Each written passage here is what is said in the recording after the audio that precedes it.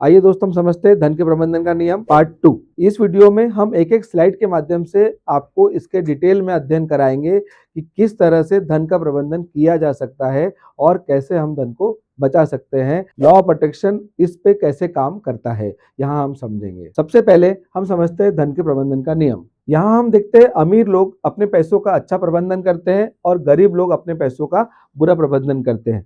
कहने का मतलब यह है कि गरीब आदमी हमेशा जब भी पैसा आता है तो खर्च करने के बारे में सोचता है, नई गाड़ी ले लूँ, नया मोबाइल ले लूँ, इस तरह से उसके मन में एक बहुत सारे ख्याल आते हैं।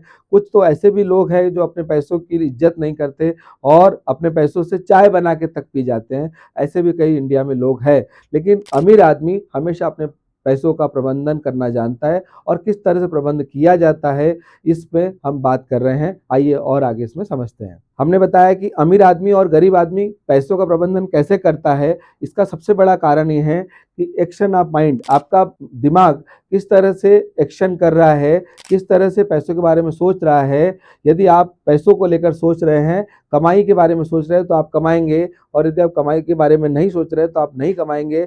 ये इस वीडियो में हमने पूरा डिटेल में बताया है। अब हम समझते हैं किस तरह से हम प्रबंधन स्टार्ट करेंगे।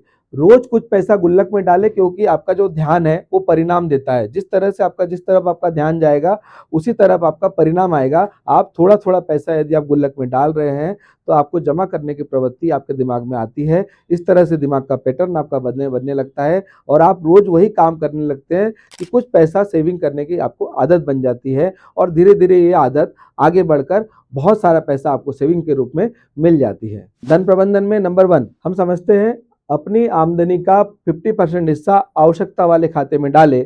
कहने का मतलब ये है कि यदि आप 10,000 रुपये कमा रहे हैं तो 5,000 रुपये अपने आवश्यकता वाले खाते में डालें। जैसे कि आपको आवश्यकता में आपको मकान का किराया देना है, गाड़ी का पेट्रोल जलाना है, आपको मार्केट करना है, ये सब चीज़ें आपके 50% पार्ट में हो जाना चाहिए। धन प्रबंधन का दूसरा नियम, पहला नियम आपने समझा कि 10% हिस्सा आपको निवेश करना है, और दूसरा नियम के बारे में हम बात कर रहे हैं 10% हिस्सा आपको आपातकाल या दीर्घकालिक लक्ष्यों के लिए बचा कर रखना है। यह आपका धन प्रबंधन का दूसरा नियम है।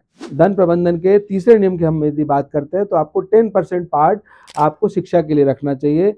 धन प्रबंधन के चौथे नियम की हम बात करते हैं तो आपको 10% आपकी कमाई का 10% आपको मनोरंजन के लिए रखना चाहिए। मनोरंजन मतलब ये है कि यदि आप घूमने जाना चाहते हैं, यदि पिकनिक पे जाना चाहते हैं, टूर पे जाना चाहते हैं, फॉरेन जाना, जो भी आप काम करते हैं, पर जितनी आप सैलरी कमा रहे हैं, जितना आपका पर मंथ का इनकम है, उसका ओनली 10% ही आपका उपयोग होना चाहिए आपके मनोरंजन पर, तो ही आप धन प्रबंधन कर सकते हैं। और नंबर 6 धन प्रबंधन का छठवां नियम की हम बात करें तो इस आपकी कमाई का 10% भाग दान में जाना चाहिए। आप लोगों की मदद कर सकते हैं, इसके अलावा कुछ लोगों को आप खाना खिला सकते हैं, इसके अलावा आप कहीं पे दान कर सकते हैं, जो कि 10% हिस्सा आपका दान के रूप में जाना चाहिए। यदि आप दान करते हैं तो आप जितना दान करेंगे उसका लगभग 4 से 5 गुना आपको ऊपर वाला देता है। ये आप लॉ ऑफ अट्रैक्शन में आप समझ सकते हैं। और यदि आप इस तरह से 6 नियम का यदि आप पालन कर रहे हैं तो ये मान के चलिए कि लॉ ऑफ अट्रैक्शन के रूल के अनुसार आप हमेशा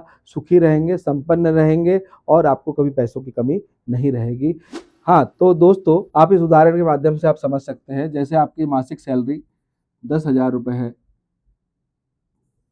तो 10,000 रुपये का 50% पार्ट मतलब 5,000 रुपये आप अपने खर्चे के लिए रखिए। आपकी कमाई का 50% भाग आप अपने खर्चे के लिए रखिए। जो आपके रेगुलर खर्चे हैं, घर का किराया है, राशन है, सारे खर्चे इस पर करिए।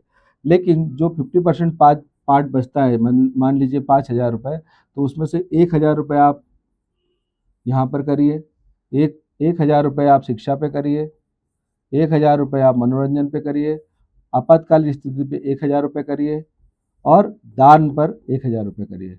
इस तरह से आपको 5 पार्ट यहाँ पर डिवाइड करने पड़ेंगे और एक पार्ट आपका 50% सेविंग का होगा।